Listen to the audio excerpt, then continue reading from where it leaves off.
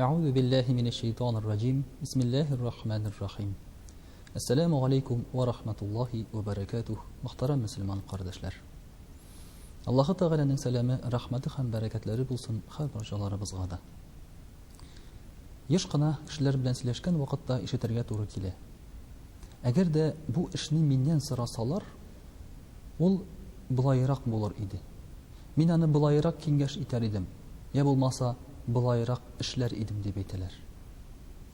Мондай сүзләрне ишетергә туры килә, мәсәлән, ниндидер заводта, эшләгән урында, оешмада, ягъни коллектив белән эшләгән урыннарда.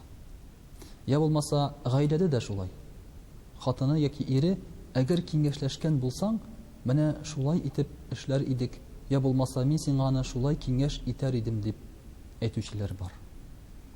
Мөхтәрәм кардәшләр, Пәйгамбәребез саллаллаһу алейхи ва сәлләм Гайша радиллаһу анха әйтүе буенча, бөтен кешеләргә караганда иң күп киңәшләшүче кеше булган ди. Ягъни нәрсәдер эшлисе килгән вакытта ул гел галимнәрне, гыйбрәтле кешеләрне, хикмәтле, тәҗрибәле кешеләрне җыеп, менә булай эшләргә уйлыйм, сез ничегрәк уйлыйсыз дип әйтә торган булган. Һәм инде Пәйгамбәребез саллаллаһу алейхи ва сәлләмнән сораганнар: "И Расулаллаһ, син шулай уйлыйсың Аллаһ Тәгалә кушуы буенчамы? Әллә үзең шундый фикергә килдеңме?" Әгәр дә ул мин үзем шундый фикергә килдем дисәләр, ул вакытта инде сахабалар аңа башкача киңәш итә торган булганнар.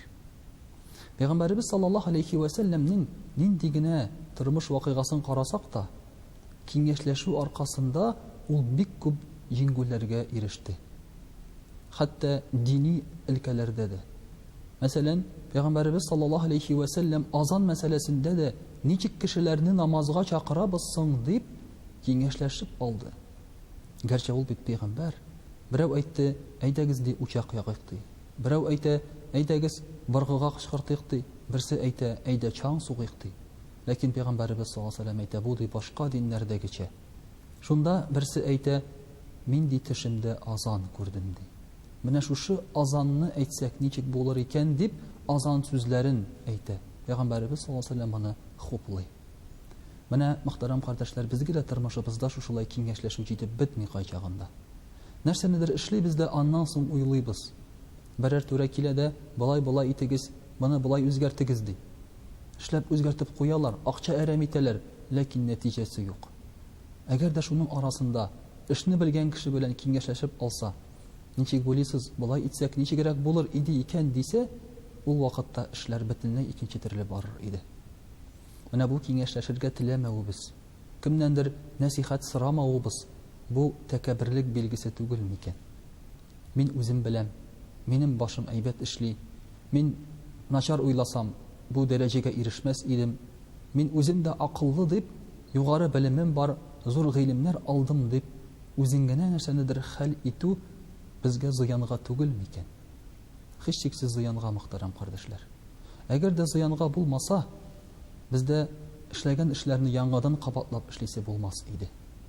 Һәм бу һәрбер өлкәдә дә шулай. Булсын эштә, булсын гаиләдә, булсын хәтта үзеңнең кичкенә генә бер машина ремонтлаган мисалда да. Шуның өчен дә Аллаһ Тәгалә безгә бер-беребез белән киңәшләшеп, тәҗрибәле кешеләрнең тәҗрибәсен уртаклашып яшәргә насыйплар әйләсә иде. Вассаламу алейкум ва рахматуллаһи ва баракатуһ.